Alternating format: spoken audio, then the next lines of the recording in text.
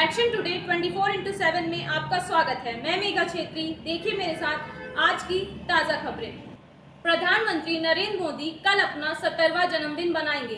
PM Narendra Modi के 70वें जन्मदिन के अवसर पर उत्तराखंड की राज्यपाल बेबी रानी मौर्य ने पीएम को बधाई और शुभकामनाएं दी। राज्यपाल बेबी रानी मौर्य ने कहा कि देश के प्रधानमंत्री मोदी जिस तरह भारत माता की सेवा कर रहे हैं, भारत का नाम दुनिया भर में ऊंचा कर रहे हैं, उनके जन्मदिन पर मैं सभी उत्तराखंड वासियों की तरफ से उनको दीर्घायु की शुभकामनाएं देती हूं। और देखिए उन्होंने क्या कहा हमारी इस रिपोर्ट में।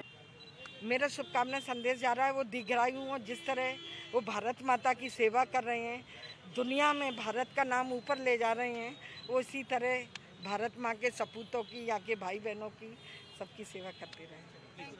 राज्यपाल बेबी रानी मौर्य ने देहरादून के सर्वे चौक घंटाघर सिल्वर सिटी चौक पर पहुंचकर लोगों को मास्क और सैनिटाइजर वितरित किए और लोगों से कहा कि अपने प्रदेश को कोरोना जैसी महामारी से बचाने के लिए खुद को सुरक्षित रखना और साथ ही साथ कोरोना से लड़ाई लड़ने के लिए स्वास्थ्य विभाग के बनाए नियमों को सख्ती से पालन करना होगा, तभी इस लड़ाई को जीता जा सकता है। ये तो आप लोग भी जान रहे हो, मैं भी जान रही हूँ, जिस तरह से कोरोना के मरीज लगातार बढ़ रहे हैं और ये हम शासन प्रशासन और डॉक्टरों को दोष नहीं दे सकते। इसीलिए जागरूक करने के लिए मुझे राजभवन से आज बाहर आना पड़ा है कि मैं उत्तराखंड की जनता को, यहाँ के लोगों को, यहाँ के भाई और बहनों को जागरूक करूँ कि आप जब भी घर से निकलें मास्क लगा के निकलें, सैनिटाइजिंग करके निकलें, हाथों पे सोशल डिस्टेंसिंग है जो उसका पालन करें, लगातार साबुन से हाथ धोते रहें। अगर कोरोना को हराना है तो यही एक हमारे पास साधन है, बाकी जब जरूरी हो तभी घर से निकलें। हमारे यशस्वी प्रधानमंत्री मोदी जी वो भी यही चाहते हैं, हम उन्हीं को फॉलो कर रहे हैं कि हमारा उत्तराखंड भी उसी लाइन पर चले और हम इस कोरोना को हरा पाएँ। इसके लिए जनमानस को जागरूक करने के लिए, उत्तराखंड के लोगों को जागरूक करने के लिए हम और हमारे मेयर उनियाल जी भी हमारे साथ हैं, हम लोग निकले हैं। हम अपील करते हैं आप लोगों के माध्यम से, और मैं आप लोगों से भी कहना चाहती हूँ, मेरी उत्तराखंड के भाई और बहनों से, देहरादून के भाई और बहनों से, यहाँ के जितने भी दुकानदार हैं, जितने भी कारोबारी हैं, सबसे अपील है कि एक तो वो ज़रूर अपने जो भी प्रतिष्ठान है वहाँ पर ये ज़रूर मास्क रखें, सैनिटाइज़र रखें, और जब भी ये लोग घर से बाहर निकलें, यहाँ के जो भी बाशिंदे हैं, निवासी हैं, वो ज़रूर मास्क लगाएं, सैनिटाइजिंग करें और जो गाइडलाइन है केंद्र सरकार की उसका अनुपालन करें। अगर नहीं करेंगे तो हम कोरोना से हार जाएंगे।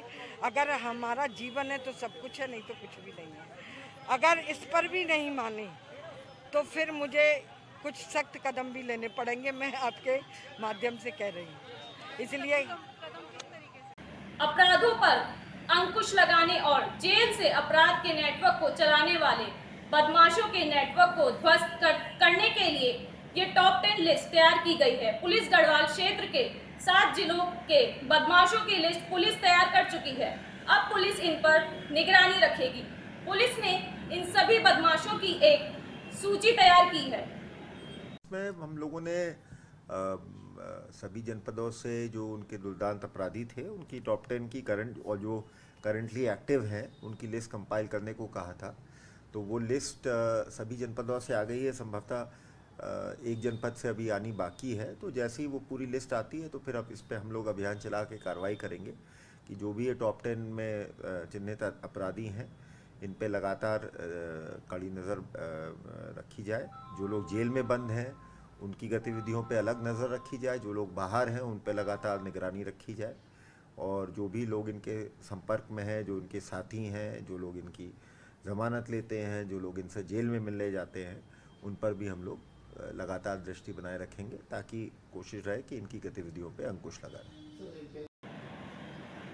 अखिल भारतीय आयुर्विज्ञान संस्थान एम्स ऋषिकेश में अब एयर एम्बुलेंस सेवा रेगुलर तौर पर संचालित हो सकेगी। भारत सरकार के नागरिक उड्डयन मंत्रालय के director general of civil aviation DGC द्वारा एम्स को इसकी अनुमति प्रदान कर दी गई है। अनुमति के बाद अब देश के किसी भी कोने से गंभीर स्थिति के मरीजों अथवा गंभीर घायल मरीजों को इलाज हेतु तत्काल एम्स ऋषिकेश लाया जा सकता है। एम्स ऋषिकेश हेलीपैड को डीजीसीए द्वारा अब पूर्ण रूप से अनुमति मिल चुकी है। हमारा एसओपी डीजीसीए द्वारा ओके कर दिया गया है और अब एम्स ऋषिकेश का हेलीपैड विधिवत रूप से रेगुलर ऑपरेशंस करने के लिए स्वतंत्र है।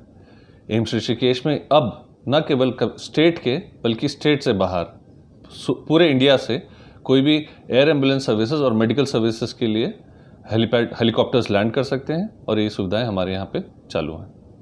पूरे देश में बढ़ती महंगाई को लेकर अब कांग्रेस सड़कों पर उतरने लगी है। आज राजधानी देहरादून में महानगर कांग्रेस ने बीजेपी सरकार का पुतला दहन किया। महानगर अध्यक्ष लालचंद शर्मा का कहना है कि जिस तरीके से बीजेपी सरकार ने केंद्र में आने से पहले महंगाई पर रोक लगाने की बात कही थी, लेकिन जब से बीजेपी सरकार सत्ता में आई है महंगाई दिन पर दिन बढ़ती जा रही है। उन्होंने कहा, मांग है भारतीय जनता पार्टी की सरकार से, जो सत्ता में जब आई थी उसने वादा किया था कि हम महंगाई के ऊपर रोक लगाएंगे, लेकिन पिछले 4 साल होने वाले उत्तराखंड राज्य में और 6 साल से ऊपर हो गया है केंद्र के अंदर बैठे हुए, लेकिन महंगाई लगातार बढ़ती चली जा रही है। और अब तो आम जनमानस से और गरीब आदमी से जो आलू और प्याज था ये भी दूर होता चला जा रहा है।